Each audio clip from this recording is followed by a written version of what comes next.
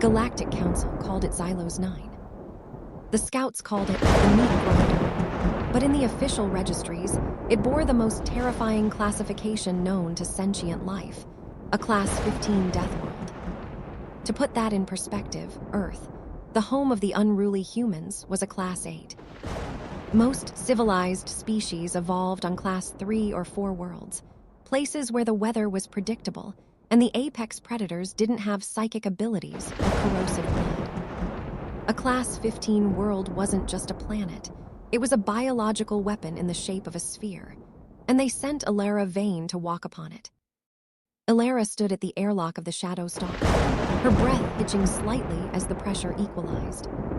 She was a dark elf, a subspecies of the ancient Ethereal Guardian line, known for their obsidian-tinted skin, white gold hair, and a natural affinity for the darker spectrums of energy. She was beautiful in a way that felt dangerous, like a razor blade hidden in a silk cloth. Her suit, a masterpiece of bioengineered void weave, clung to her like a second skin. It was blacker than the space between stars, interlaced with glowing gold filaments that pulsed in time with her twin hearts. "Drop in T-10 seconds, Specialist Vane," the ship's AI chimed. Its voice was devoid of the pity Elara knew the crew felt for her. "Understood," Elara whispered. Her voice was a low rasp, a byproduct of too many years breathing ionized oxygen in deep space combat zones.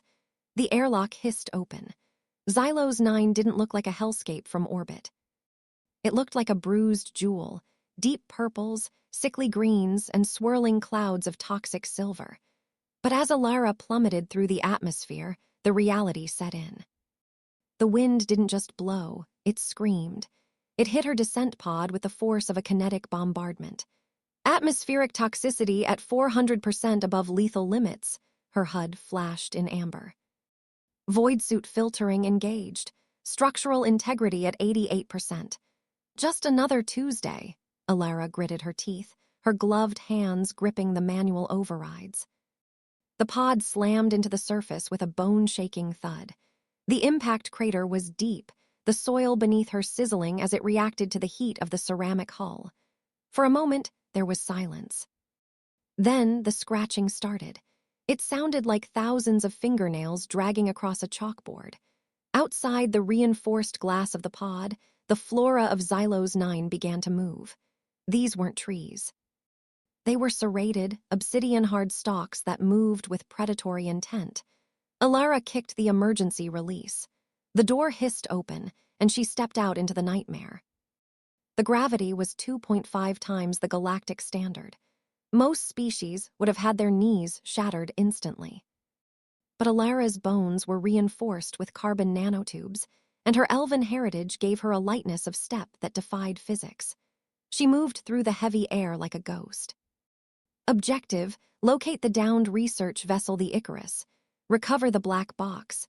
Avoid local fauna," she recited the mission parameters. She hadn't gone 50 meters before the world tried to kill her. The ground beneath her feet didn't just shift, it lunged. A massive, worm-like creature, its maw lined with concentric circles of vibrating teeth, erupted from the permafrost. It was a lithoviper, a creature that ate rocks and crushed bones into paste. Elara didn't scream. She didn't even flinch. As the beast arched over her, she tapped a command on her forearm. The gold filaments on her suit flared with blinding intensity.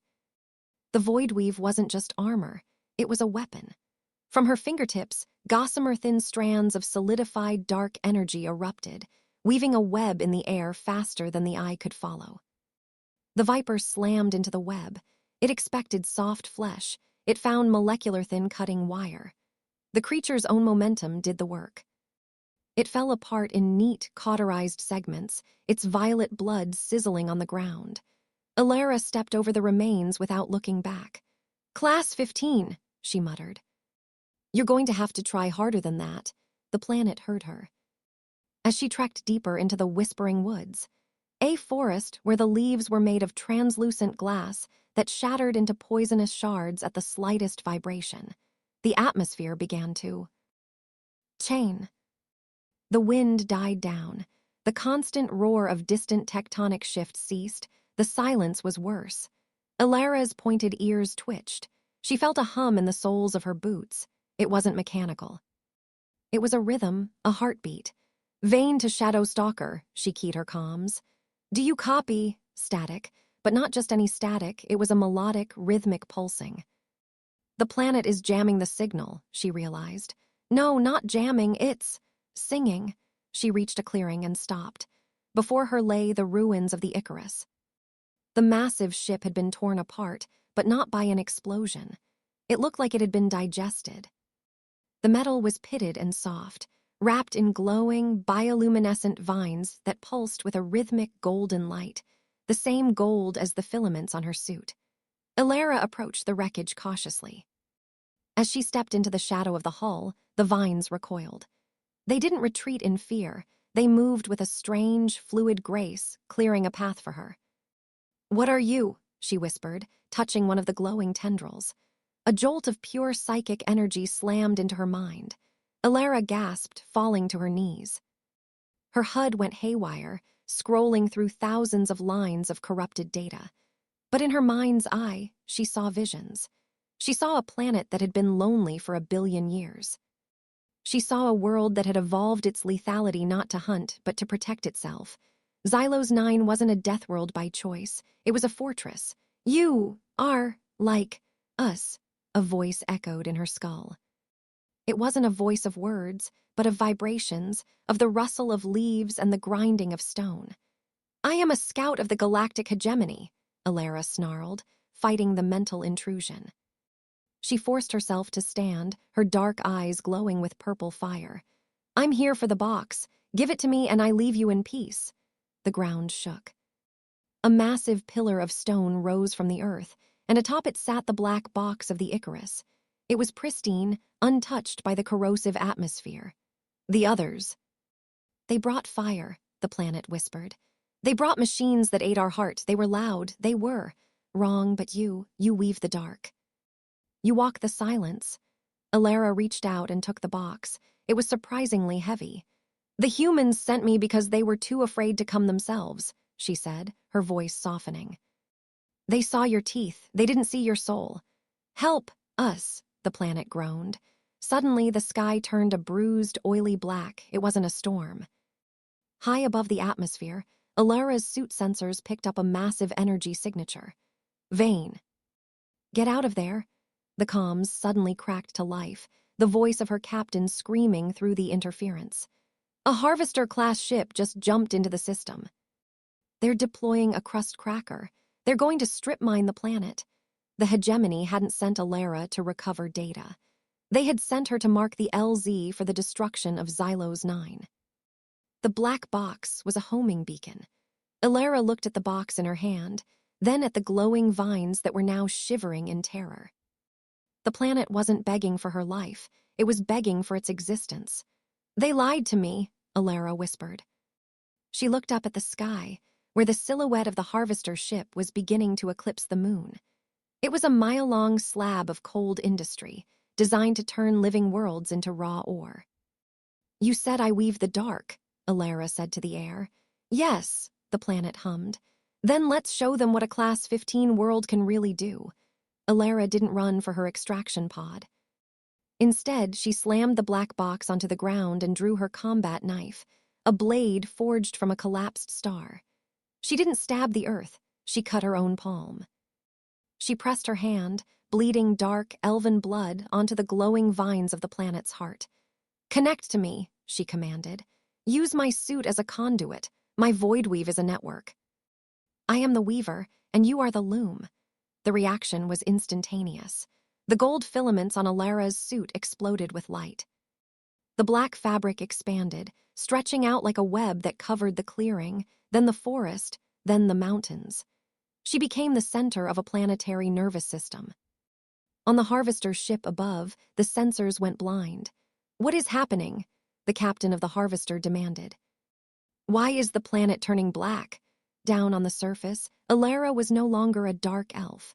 She was a goddess of obsidian and gold. Her consciousness expanded.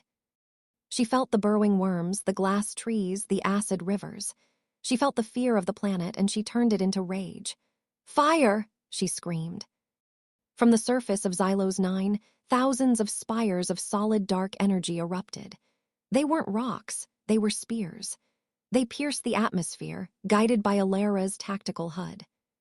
The harvester ship didn't have time to raise its shields. The spears of Xylos 9 tore through its hull like it was made of paper. The crust cracker, a weapon designed to shatter worlds, was vaporized before it could even cycle its primary capacitors. The explosion lit up the night sky like a second sun. Back on the surface, Elara collapsed. The connection severed, leaving her gasping for air as the gold filaments on her suit dimmed to a dull ember. The planet was silent again. But it wasn't the silence of a predator waiting to strike. It was the silence of a child who had finally found a friend. The vines wrapped around Elara, not to crush her, but to cradle her. The acid rain turned into a gentle, cool mist that washed the soot from her armor. A rescue shuttle from the Shadow Stalker descended hours later, its pilots terrified, their weapons locked and loaded. They expected to find a corpse and a wasteland. Instead, they found Elara Vane. She was sitting on a throne made of twisted, glowing obsidian. Around her, the most dangerous creatures on the planet, lithovipers and shadow stalkers, sat like loyal hounds. The atmosphere around her was perfectly breathable, filtered by a canopy of flowers that hadn't bloomed in a millennia. The lead scout stepped off the shuttle, his pulse rifle shaking in his hands. "Specialist Vane, report." Elara looked up. Her eyes were no longer dark, they were flecked with the same pulsing gold as the planet's heart. "The mission was a failure," she said, her voice echoing with a power that made the soldiers drop to their knees. "The black box was destroyed. The harvester ship suffered a catastrophic engine failure. And the planet," the scout stammered. Elara stood up. As she moved, the very earth rose to meet her feet. "The planet is no longer a Deathworld," she said, a small, dangerous smile playing on her lips. "It's a sovereign territory. And I am its weaver." She looked up at the stars, where she knew the Galactic Council was watching. "Tell them to stay away," Elara warned. "They sent a dark elf to explore a Class 15 world. They forgot that we don't just survive the darkness. We own it." The scout didn't argue. He got back on his ship and fled. Elara stayed. She walked into the whispering woods, and for the first time in her long, violent life, she wasn't alone. The planet didn't just beg for her to stay, it promised her a kingdom. And as the suns of Xylos 9 set, casting long, purple shadows over the obsidian spires, the weaver began to work. She had a world to build, and for the first time, the galaxy was going to learn what happens when a Deathworld finally stops fighting and starts to dream.